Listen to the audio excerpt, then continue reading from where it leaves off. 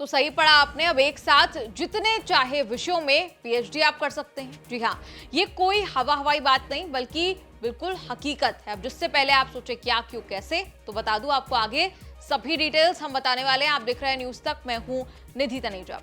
National education policy 2020 के तहत interdisciplinary में 2 या 2 से ज्यादा विषयों में स्टूडेंट्स पीएचडी में शोध कर सकेंगे। उदाहरण के तौर पर अगर कोई रिसर्चर पीएचडी में फिजिक्स विषय में रजिस्ट्रेशन करवाता है, वो इलेक्ट्रॉनिक्स विषय में भी साथ में शोध कर सकता है, या फिर कोई पॉलिटिकल साइंस वाला शोधार्थी इकोनॉमिक्स आदि में भी शोध कर सकता है। दरअसल पीएचडी को लेकर यूजीसी नए नियम लाया है और ये नियम 2023 से लागू होंगे। नए नियमों से ही दाखिले अब जो हैं वो किए जाने वाले हैं। खास बात यह है कि जिस विभाग में रिसर्चर रजिस्ट्रेशन कराएंगे, पीएचडी डिग्री भी उसी नाम पर होगी।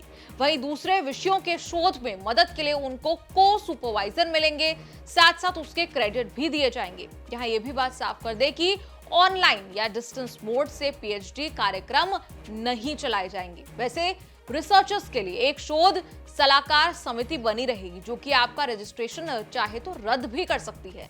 मतलब कि हर सेमेस्टर में रिसर्चर को इस समिति के सामने मूल्यांकन और आगे के मार्गदर्शन यानी कि गाइडेंस के लिए अपने काम की प्रगति पर एक संक्षिप्त रिपोर्ट जमा करनी होगी। यानी समिति को एक वर्क प्रोग्रेस रिपोर्ट आपको देनी होगी। फिर समिति आपकी रिपोर्ट को अपनी रिकमेंडेशंस के साथ उच्चतर शिक्षण संस्थान में भेजेगी, जिसकी एक कॉपी रिसर्चर को भी दी जाएगी। फिर अगर आपकी रिपोर्ट संतोषजनक हुई तो समिति इसके कारणों को दर्ज करेगी और इम्प्रूवमेंट बताएगी। और अगर इम्प्रूवमेंट वाले उपायों के बाद भी रिसर्चर विफल रहता है तो फिर समिति उसका रजिस्ट्रेशन रद्द करने की सिफारिश कर सकती है। वो इसलिए क्योंकि शोध प्रस्ताव की समीक्षा करना, एनालाइज करना और शोध के शीर्षक को अंतिम रूप देना यानी फाइनल ड्राफ्ट देना वो समिति का ही काम रहने वाला है। ये आपको बता दें कि नए नियमों में 4 ईयर ग्रेजुएट प्रोग्राम या पोस्ट ग्रेजुएट प्रोग्राम चलाने वाले पीएचडी कार्यक्रम चला सकते हैं। केंद्र या राज्य सरकार द्वारा एस्टैब्लिश किए गए यूनिवर्सिटीज भी ये कर सकते हैं। इसके साथ एक जरूरी बात यह भी कि अब डीयू में कॉमन यूनिवर्सिटी एंट्रेंस टेस्ट के आधार पर पीएचडी एडमिशन होंगे।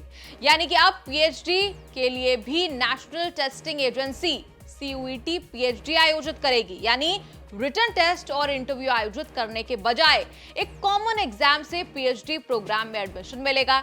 इससे पहले यूनिवर्सिटी की ओर से परीक्षा आयोजित कराई जाती थी। साथ ही पीएचडी के लिए नेट क्वालिफाई करने की शर्त अनिवार्य तौर पर थी, मैंडेटरी थी। अब हम जानना चाहते हैं कि इस पूरे जो तमाम बदलाव किए गए हैं, इस पर आप क्या कहना चाहते हैं? क्या आपको ये बदलाव अच्छे लगे या नहीं? कमेंट्स में लिखकर अपनी राय जरूर बताएं और देखते रहिए न्यूज़ तक।